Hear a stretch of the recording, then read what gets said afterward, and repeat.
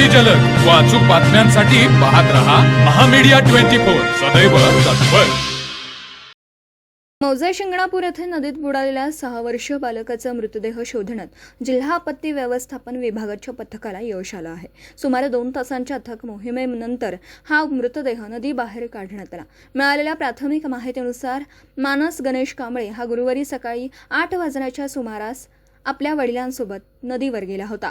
यावेळी अचानक तो पाण्यात बुडाल्याची दुर्दैवी घटना घडली। या घटनेची माहिती मिळताच जिल्हा आपत्ती व्यवस्थापन विभागाचे पथक तातडीने शोध साहित्यासह घटनास्थळी दाखल झालं।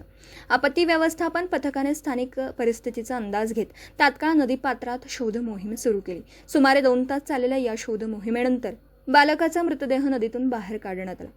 त्यानंतर पुढील कायदेशीर कार्यवाही आणि वैद्यकीय तपासणीसाठी मृतदेह पोलिसांच्या ताब्यात देण्यात आला।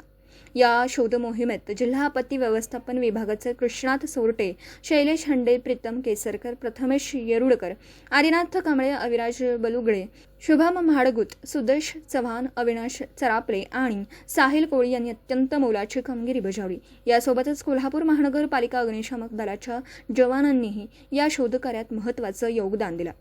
तर मग चला सबस्क्राइब करायला विसरू नका महामीडिया 24 न्यूज चॅनलला। महामीडिया 24 सदैव तत्पर।